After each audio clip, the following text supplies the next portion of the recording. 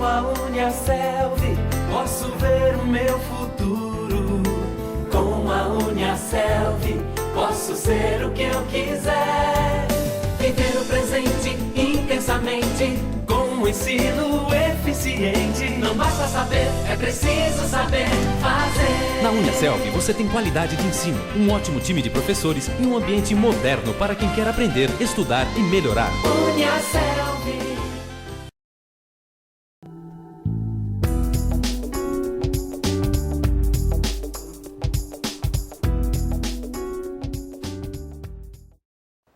Olá, cara acadêmico. Como complemento da segunda unidade de estudos, gostaria primeiramente de passar um vídeo sobre uma história contada pelo palestrante Mário Sérgio Cortella. A história se intitula 2 engenheiros e 8 milhões. Olha só, isso é uma coisa séria. Aliás, isso vale para várias áreas. Por exemplo, há uma história que é clássica, que é da área de recursos humanos, conhece bem, porque ela é verdadeira. Uma estupenda multinacional, fabrica de tudo, de sorvete, né, açúcar, seja que for, sabonete, pasta de dente. Eles têm uma fábrica próxima a Campinas, ali em Valinhos, e eles tinham uma encrenca. Há 15 anos, qual era a encrenca? Na fábrica de pasta de dente, na esteira final de aço para embalamento, vinha as caixinhas de pasta de dente, de vez em quando passava uma vazia, sem o tubo dentro, e era embalada. Há 15 anos, você comprava aí, não acontecia nada. Hoje tem Código do Consumidor, hoje você tem o Ministério Público em cima, graças a Deus, você tem concorrência. Eles tinham que mexer nisso. O que eles fizeram? 2 engenheiros, por 3 meses, gastaram 8 milhões e chegaram a uma solução estupenda. Conseguiram um programa de computador acoplado à esteira de aço, que é uma coisa difícil, com uma balança ultra sensível. Quando passava uma caixinha vazia, acusava a diferença de peso, o que é difícil numa máquina, parava o sistema, travava, um braço hidráulico vinha e tirava.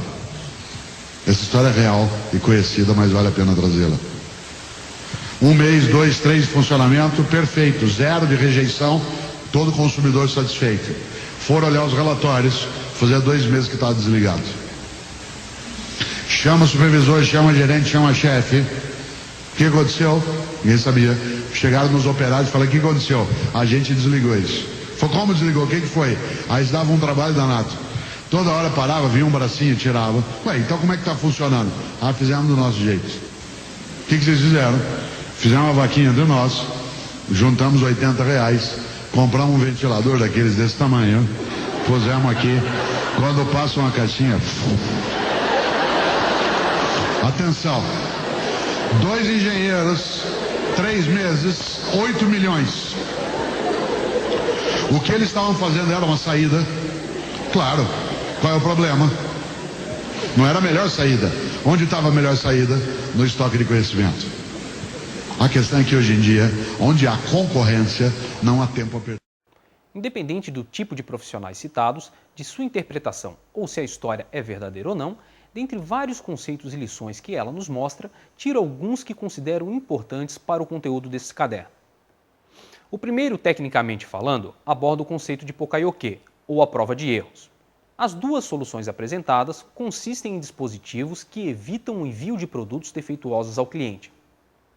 Claro que, se questionado sobre qual método optaria, certamente o segundo seria a minha escolha, pelo custo envolvido e por um dos princípios que defendo, que Poka-yokes devem ser simples e de baixo custo.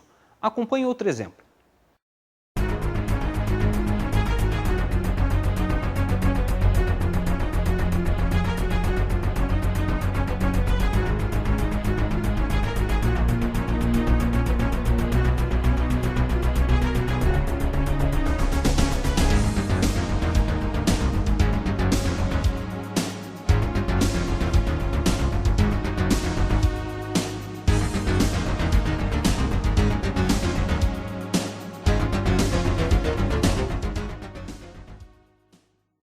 O segundo aborda a criatividade e inovação, que devem estar presentes em todas as etapas do processo de desenvolvimento de um item e na melhoria contínua do processo. Essas ideias, na maioria das vezes, não vêm de uma única pessoa, mas sim de um grupo multifuncional, onde todas as ideias devem ser expostas por mais elementares que sejam, pois muitas vezes, de ideias simples, obtemos boas soluções. Trabalho em equipe é essencial. Outro conceito que me vem à mente é que sempre devemos buscar a melhoria contínua dos processos, buscando sempre a eliminação de defeitos. E uma das maneiras de fazer isto é utilizando o ciclo PDCA, que vimos na unidade anterior. Vamos analisar outro exemplo. Uma empresa que fabrica máquinas se encontrou frente a um problema repetitivo em uma de suas linhas de fabricação. Um componente que se unia à máquina mediante uma placa metálica com 4 parafusos constantemente sofria ruptura de um deles, sempre na mesma posição. Os clientes se queixavam. A empresa decidiu ser proativa e resolver o problema o mais rápido possível, trocando o parafuso que se partia por um de maior espessura, evitando assim o rompimento do mesmo. Aquele parafuso não apresentara mais problemas, porém um outro parafuso situado em outra posição passou a se romper. Estendendo a solução que dera certo da primeira vez, todos os outros parafusos foram trocados por parafusos mais espessos. Nenhum voltou a se romper.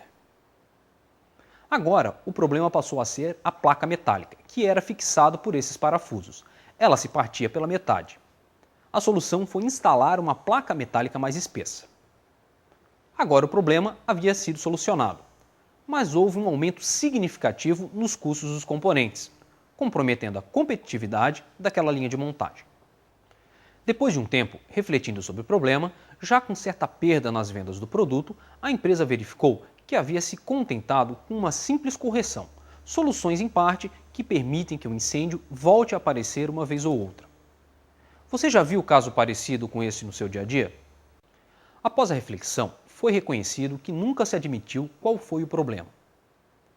Nunca souberam realmente por que os parafusos se rompiam, então se optou pela ação corretiva. Usando ferramentas da qualidade na investigação da causa raiz, chegou-se à conclusão que o rompimento era gerado por um excesso de vibração que chegava na placa e que não havia sido identificado nos testes, realizados anteriormente na máquina.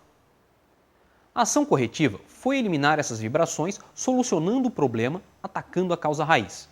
Portanto, a placa metálica e os parafusos não precisavam ser mais tão espessos. Até este ponto, a metodologia utilizada já não é mais estranha a vocês. O problema foi resolvido, mesmo que tardio. A pergunta que faço aqui é: como poderíamos ter evitado este problema e os gastos que tivemos até chegarmos a uma solução? Aqui enfatizo a importância de enxergarmos o processo como um todo, buscando cada vez mais a prevenção na fase de concepção ou projeto do item. Se tivéssemos utilizado alguma ferramenta de prevenção, como a análise do módulo de falha e efeito, poderíamos ter prevenido o erro durante o projeto, evitando o defeito durante o processo produtivo. Esforços maiores devem ser gastos no início do projeto, com prevenção, para evitarmos reclamação e gastos maiores no futuro. Neste caso, gosto de exemplificar os esforços com a figura do pão de açúcar. Reclamações certamente irão comprometer a reputação, o nome da empresa no mercado. Não se esqueça que 90% dos clientes que reclamam não voltam a comprar da empresa. Com a competitividade do mercado atualmente, se não corrermos riscos e nos esforçarmos sendo inovadores e criativos, a concorrência literalmente nos engole.